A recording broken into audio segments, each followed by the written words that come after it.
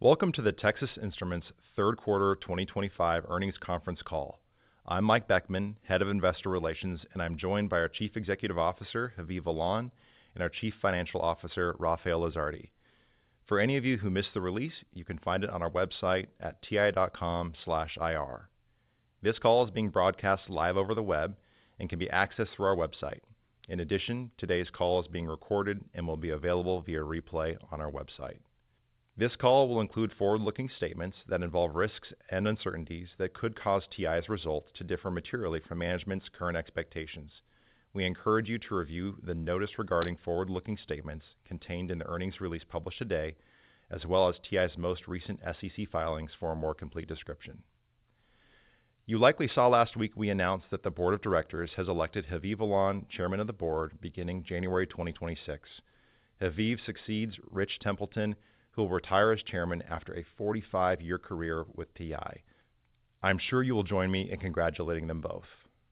Today, we'll provide the following updates. First, Haviv will start with a quick overview of the quarter. Next, he'll provide insight into third quarter revenue results with some details on what we are seeing with respect to our end markets. Lastly, Rafael will cover the financial results, give an update on capital management, as well as share the guidance for fourth quarter 2025. With that, let me turn it over to Haviv. Thanks, Mike. I'll start with a quick overview of the third quarter. Revenue came in about as expected at $4.7 billion, an increase of 7% sequentially, and an increase of 14% year over year. Analog and embedded both grew year on year and sequentially. Analog revenue grew 16% year over year, and embedded processing grew 9%. Our other segment grew 11% from the year-ago quarter. Let me provide a few comments about the current market environment. The overall semiconductor market recovery is continuing, though at a slower pace than prior upturns, likely related to the broader macroeconomic dynamics and overall uncertainty. That said, customer inventories remain at low levels, and their inventory depletion appears to be behind us. We are well positioned with capacity and inventory and have flexibility to support a range of scenarios. Now, I'll share some additional insights into third quarter revenue by end market. First, the industrial market increased about 25% year on year and was up low single digits sequentially, following a strong result in the second quarter. The automotive market increased upper single digits year on year and around 10% sequentially, with growth across all regions. Personal electronics grew low single digits year on year and grew upper single digits sequentially. Enterprise systems grew about 35% year on year and grew about 20% sequentially. And lastly, communications equipment grew about 45% year on year and was up about 10% sequentially. With that, let me turn it over to Rafael to review profitability and capital management. Thanks, Haviv, and good afternoon, everyone. As Haviv mentioned, third quarter revenue was $4.7 billion. Gross profit in the quarter was $2.7 billion, or 57% of revenue. Sequentially, gross profit margin decreased 50 basis points. Operating expenses in the quarter were $975 million, up 6% from a year ago, and about as expected. On a trailing 12-month basis, operating expenses were $3.9 billion, or 23% of revenue. Operating profit was $1.7 billion in the quarter, or 35% of revenue, and was up 7% from the year-ago quarter.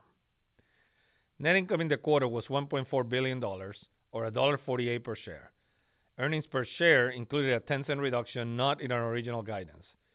This includes 8 cents of restructuring charges related to efforts to drive operational efficiencies to support our long-term strategy, including the planned closures of our last 250-millimeter fabs. Let me now comment on our capital management results, starting with our cash generation. Cash flow from operations was $2.2 billion in the quarter and $6.9 billion on a trailing 12-month basis. Capital expenditures were $1.2 billion in the quarter and $4.8 billion over the last 12 months. Free cash flow on a trailing 12-month basis was $2.4 billion. This includes $637 million of CHIPS Act incentives, including a $75 million payment received in the third quarter related to the direct funding agreement. In the quarter, we paid $1.2 billion in dividends and repurchased $190 million of our stock. In September, we announced we would increase our dividend by 4%, marking our 22nd consecutive year of dividend increases. This reflects our continued commitment to return free cash flow to our owners over time. In total, we returned $6.6 billion to our owners in the past 12 months. Our balance sheet remains strong with $5.2 billion of cash and short-term investments at the end of the third quarter. Total debt outstanding is $14 billion with a weighted average coupon of 4%. Inventory at the end of the quarter was $4.8 billion, up $17 million from the prior quarter, and days were 215, down 16 days sequentially. We have executed well on building an inventory position which we believe will allow us to consistently deliver high levels of customer service. Turning to our outlook for the fourth quarter, we expect TI's revenue in the range of $4.22 to $4.58 billion and earnings per share to be in the range of $1.13 to $1.39. Our fourth quarter outlook includes changes related to the new U.S. tax legislation and now assumes an effective tax rate of about 13%. In addition, we expect our effective tax rate in 2026 to be about 13 to 14%. In closing, we will stay focused in the areas that add value in the long term. We continue to invest in our competitive advantages, which are manufacturing and technology, a broad product portfolio, reach of our channels, and diverse and long-lived positions. We will continue to strengthen these advantages through disciplined capital allocation and by focusing on the best opportunities, which we believe will enable us to continue to deliver free cash flow per share growth over the long term. With that, let me turn it back to Mike. Thanks, Rafael. Operator, you can now open the line for questions.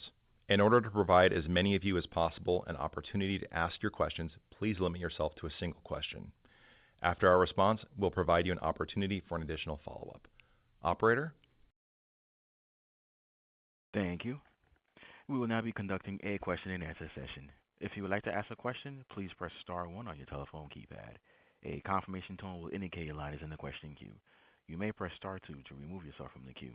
For participants using speaker equipment, it may be necessary to pick up the handset before pressing the star keys. One moment, please, while we poll for questions. Our first question comes from the line of Timothy Arcuri with UBS. Please proceed with your question.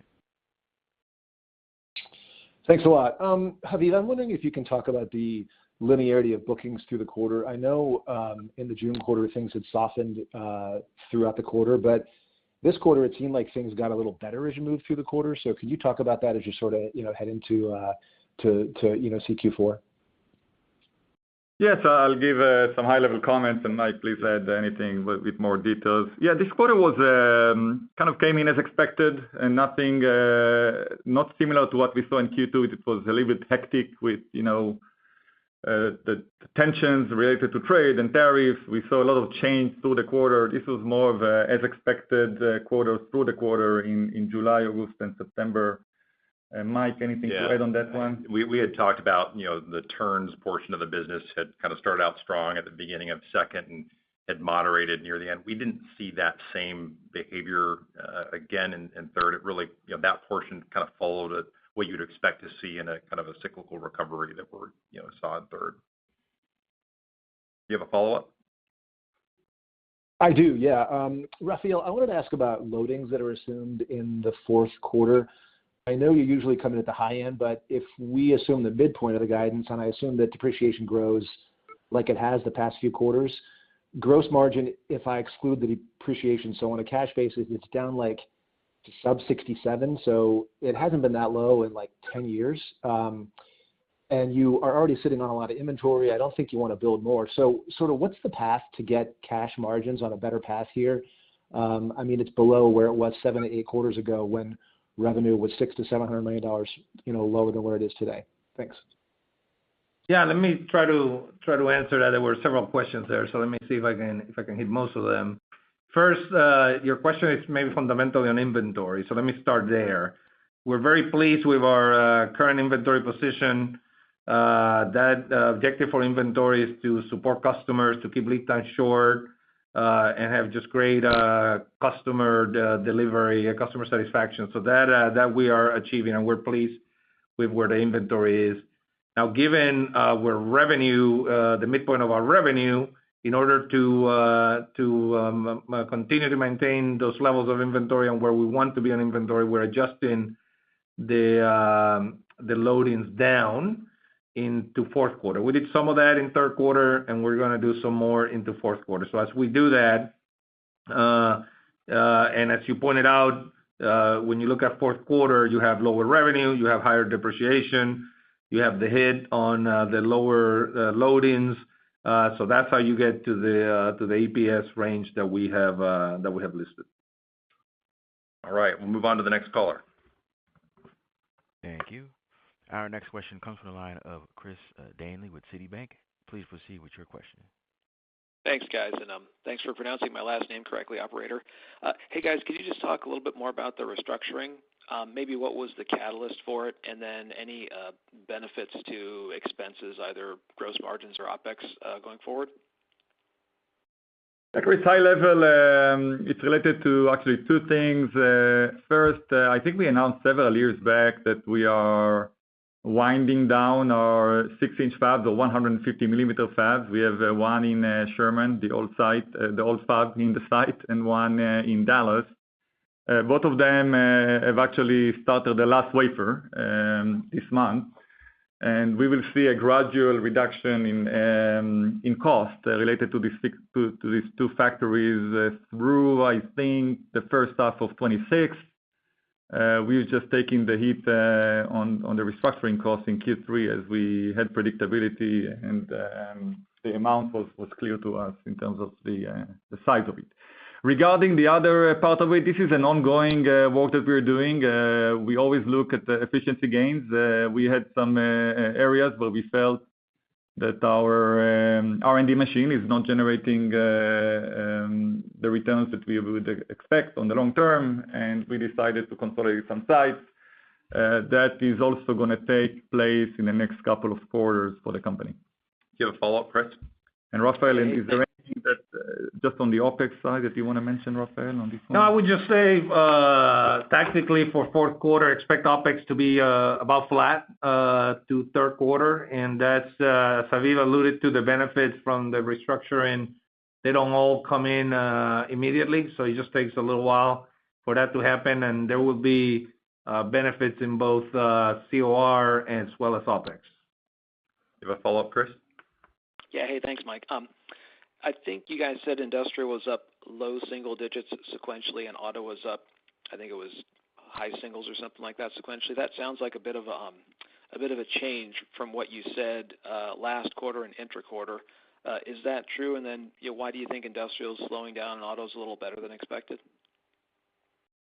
Let me take first, Chris. As you remember, we only guide at the company level. We don't guide by market. We did say, I think, on the industrial side that we had a very strong Q2, so kind of indicated that we assume Q3 will taper off, right? And actually, to me, that low single-digit growth sequentially was good. I'm pleased with the result. Remember, very strong growth in the second quarter. On the automotive side, I would say, look, automotive was kind of sequentially up and down and up and down, but all in a very similar level, right? The recovery in automotive, at least for TI, was very, the trough was shallow, and now, it's kind of back to where it used to be. So I would not read too much into it. It came in more or less as expected. And I think, Mike, it grew across the regions in automotive. It did, yeah. It grew sequentially across all the regions. All the regions. So no surprises there, Chris, from our perspective at least. Yeah, and I just add with industrial, a second to third transition, usually actually down. If you look across the averages over history, it's actually down a little bit. So an up low single digit is actually not an unusual result if you're in a recovery. All right, I'll move on to the next caller. Thanks, Chris. Thank you. Our next question comes from the line of Joe Moore with Morgan Stanley. Please proceed with your question. Great, thank you. I guess I continue to get a lot of questions about pricing for you guys. Anything unusual happening there? I think you alluded to kind of an ongoing learning curve, kind of price declines, but anything happening where any markets are sort of different on the pricing side? Short answer is no. And again, for the year, I think our assumption coming into the year was kind of a low single-digit decline, like for like, on the pricing side. And I think that's how we are trending year to date. So I expect the year to end at that low single-digit price reduction in 2025.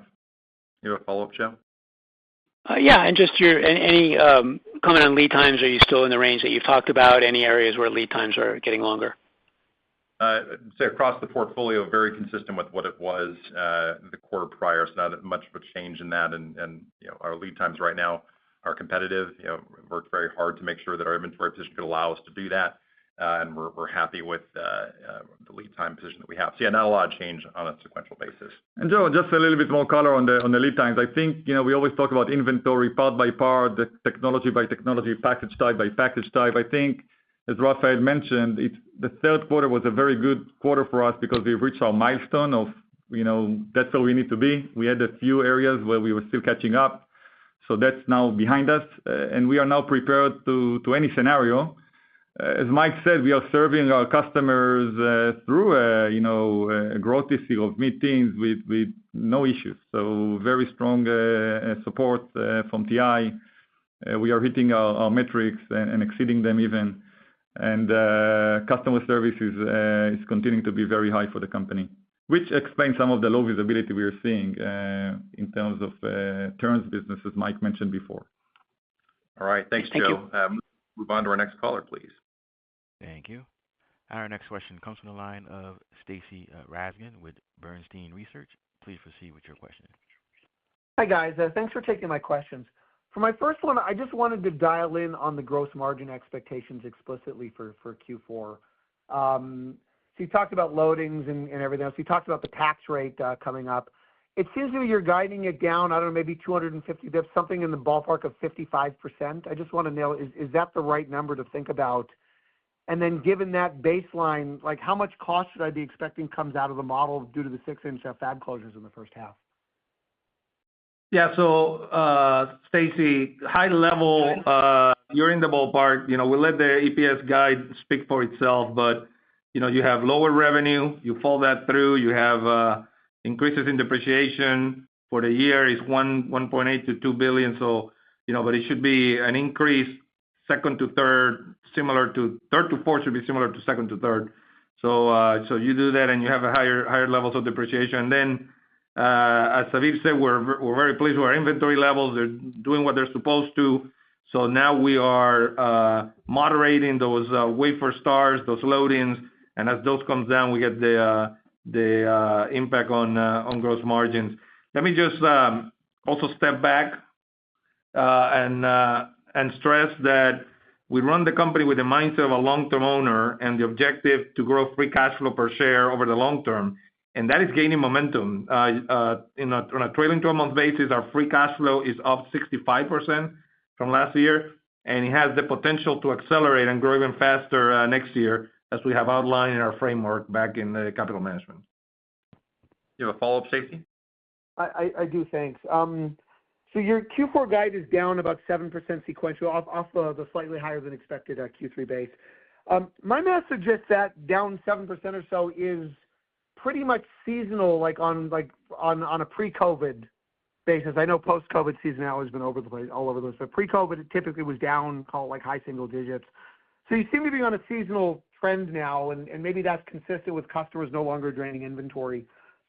Should I think about normal seasonality, like pre-COVID levels for Q1? My feeling is it's typically down sequentially.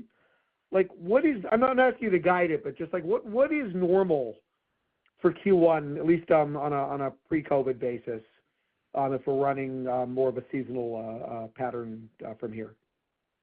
Stacy, before we talk about Q1, let me just add a little bit more color on Q4. As you said, I look at it as a roughly seasonal guide, as you said. And the reason is there is a recovery, but it's in a moderate pace, right? So, that's what guides our call it seasonal view into Q4. I also mentioned, and that's what we're seeing. This is part of the way we do business these days. More customers are direct, more customers are on consignment. Customer inventories are low, and I think they've they've gone through this depletion process. Okay, that's behind us. So we are going to be just seeing it real time as it comes, and hence our guidance. Now, regarding Q1, Mike, you can comment if you want. Yeah, it's not unusual to see fourth to first. Just historically, this is not a guide for what we're going to see, but what historically is done is typically down just slightly sequentially. It's not unusual to see. All right, Stacy, thank you for the questions. Move on to the next caller, please. Thank you. Our next question comes from the line of Ross Seymour with Deutsche Bank. Please proceed with your question. Hi, guys. Thanks for asking a couple questions. Haviv, congratulations on the chairman role as well. I wanted to go back to the gross margin side. Rafael, you talked about all the reasons it was going to drop and the rough range from the prior question. Just wondered, how does that flow through into next year? From the perspective of depreciation, is there any change to the range you gave before? And if you're flat to slightly down in the first quarter, does that flow through? And the utilization dynamic, does that have to flow through inventory, et cetera, in leading to a headwind as we go into the first half of next year as well? Yeah, so a couple of things. First, on depreciation, no change to our guidance, 1.8 to 2 for this year. So you can back into fourth quarter. As I answered to Stacy a second ago. And for next year, we've said $2.3 to $2.7 billion, but to be on the lower end of that range. So that should give you enough to model that. Beyond that, we'll forecast one quarter at a time. It's going to depend on revenue and demand. So this, by lowering the loadings now, puts us in a good position to have the level of inventory that we think is required. And I think that's gonna put us in a good position going into 2026. And Ross, the only color I'll add, and then Rafael touched upon it, we do think, and that's the way we run the place on free cash flow per share. We have made an excellent progress on ramping and qualifying our Sherman new site. We are winding down to 6-inch fabs. Our investments in Utah, in Lehi 2, are continuing as planned. So our eyes on free cash flow per share growth, and start with free cash flow, right? So when you get to the right level of inventory, when you execute on your expansion plans, I think we are now well prepared for any scenario. And as you remember, we have framed 2026 not on GPM but on free cash flow, and that's where our sight is on. Okay. You have a follow-up, Ross? Yeah, I do. I just wanted to also talk about margins, but on the OpEx side, clarification first, then the question. The clarification for Rafael, you talked about OpEx being flat in the fourth quarter. I assume that's excluding the charge in the third quarter. And then as you look forward, in the past, you've had years that OpEx is flat year over year. You just took some restructuring. You're consolidating R&D sites, you said. How should we think just generally about OpEx, whether it's relative to revenue or absolute levels? Do you plan to grow at low single digits? Is it something higher than that, like this year? Any sort of color about how you're approaching OpEx as you look into next year? Yeah, so a couple of things. First, on the first part of your question, when I think about OpEx, I do not include restructure in that. That is a separate line. So that $85 million, of course, it's not going to repeat. So that, put that out. And the OpEx, the regular OpEx, I expect it to be about flat third to fourth quarter.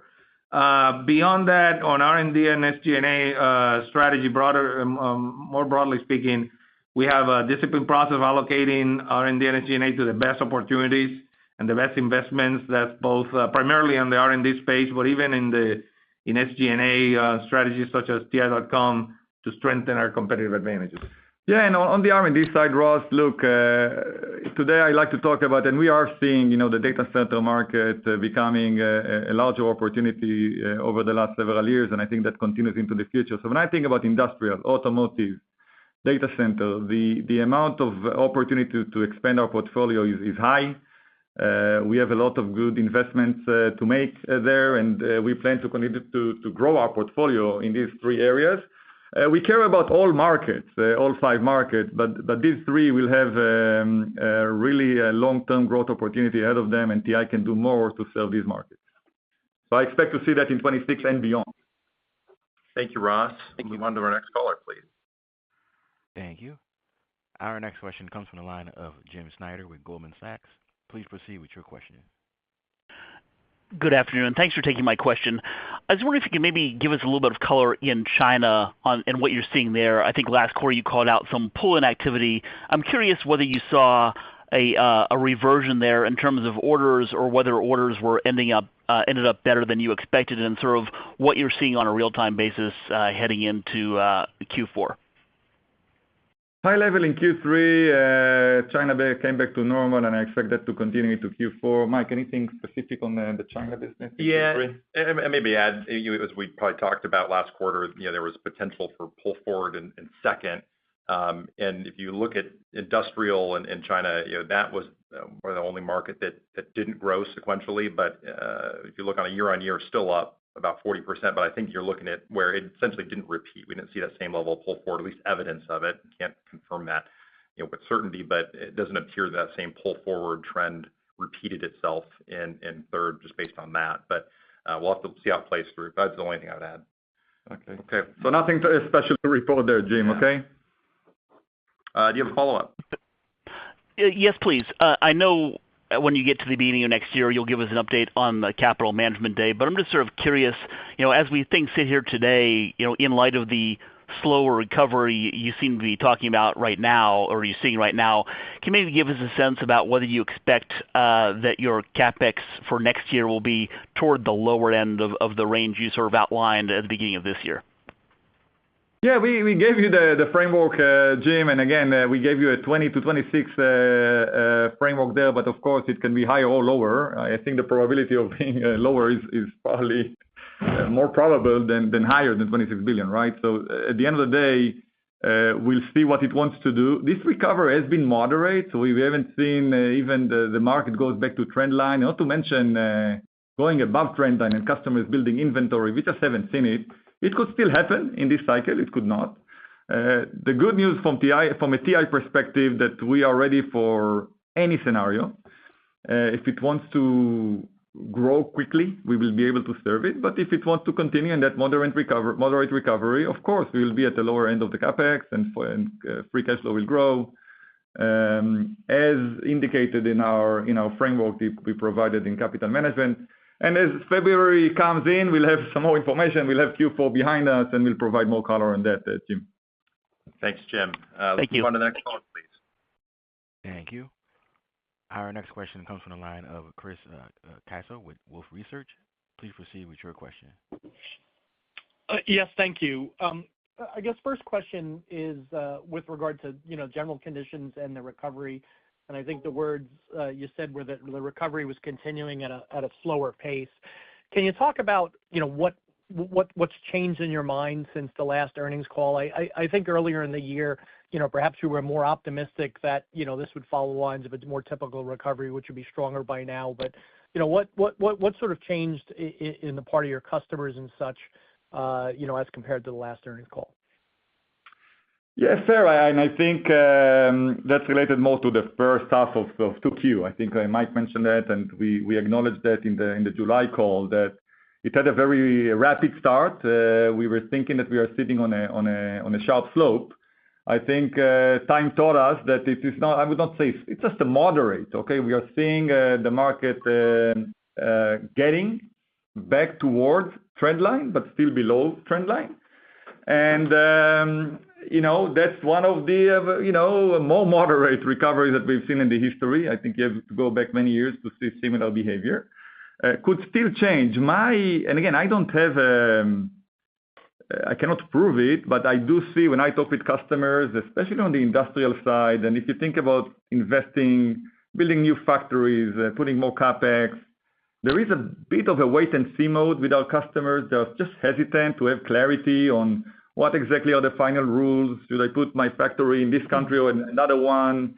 Even in our domain, think about it, the rules are still not finalized in terms of the rates of tariffs, for example, will they be or not? So I do see this hesitancy at the customer base, and I see it mainly on the industrial side.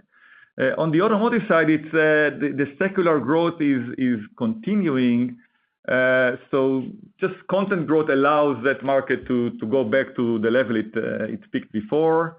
And the outlier is data center. Data center, again, not a large part of our revenue, but growing more than 50% for TI year to date. That's where we see strong investment. That's the only place where we see a strong growth, where customers are investing and moving fast, and TI wants to do more there, and we are investing as well. But again, a smaller part of our revenue. You have a follow-up, Chris? I do. Thank you. And as a follow-up, if you could take us through your thought process with regard to the reduction in wafer starts and utilization.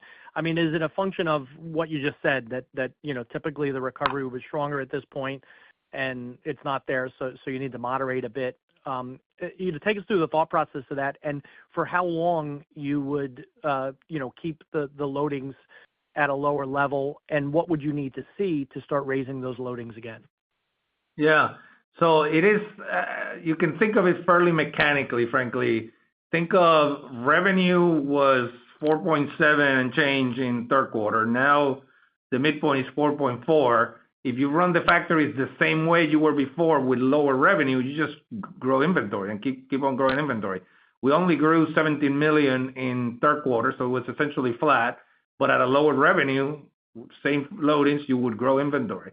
So you need to moderate that in order to keep inventory either flat or maybe slightly down as we go into fourth quarter.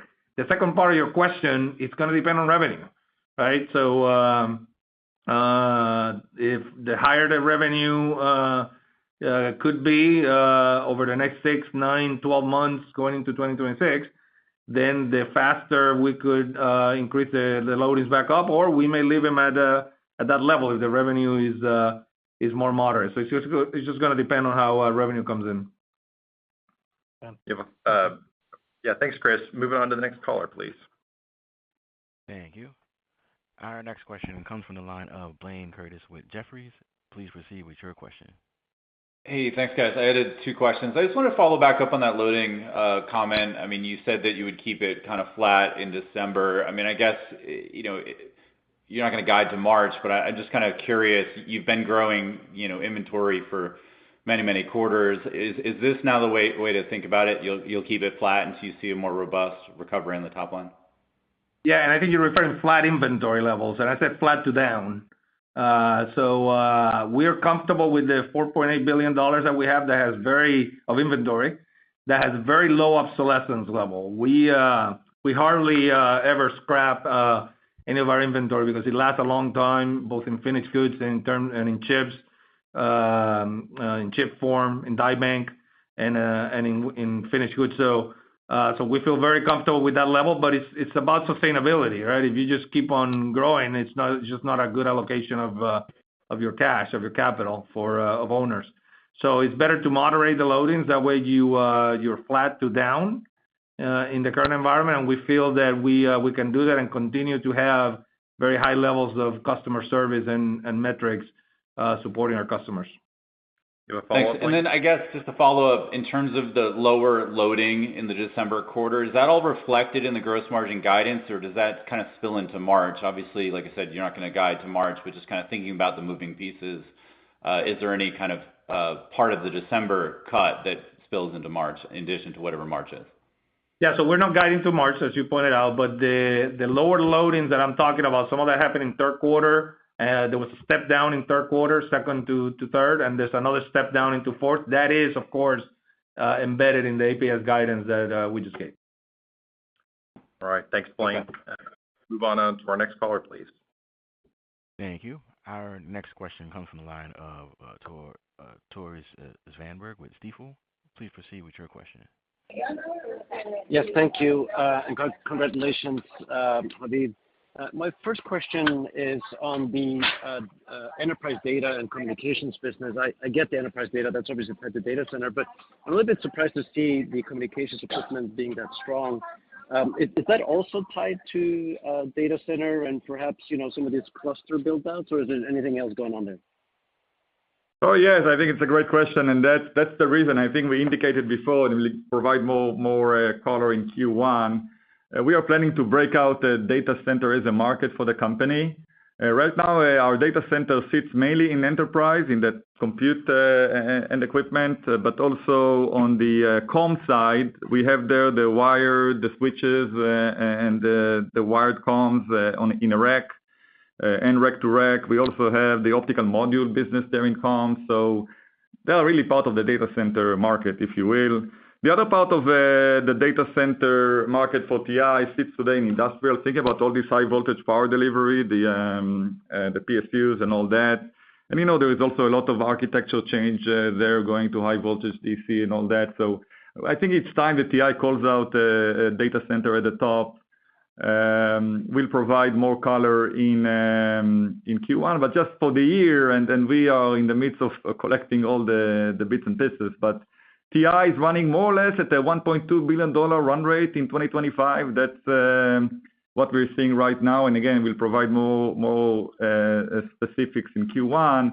But it's also our fastest growing market. It's growing year to date above 50% for the first 3 quarters. And I see customers continuing to invest, as I alluded before. That's the one market that we see CapEx going into, and I'm not seeing any slowdown there, at least in the foreseeable future, related to our visibility at least. Okay? You have a follow-up, Tori? Yes, that was very helpful. Just a quick follow-up. I know you typically don't guide by market for Q4, but any sort of outliers one way or the other by your end markets into the December quarter, please? I'd just say there's no specific outliers to call out. And as you look across our businesses, some of our end markets have higher sensitivity to seasonality than others, personal electronics being probably the most sensitive to it. But overall, there's nothing specific that I call out about fourth quarter's transition. So, Tori, thank you for the question, and I'll hand it back over to Haviv to wrap this up. Thank you, Mike. So let me wrap up with what we've said previously. At our core, we're engineers. Our technology is the foundation of our company, but ultimately our objective is and the best metric to measure progress and generate value to our owners is the long-term growth of free cash flow per share. Thank you, and have a good evening.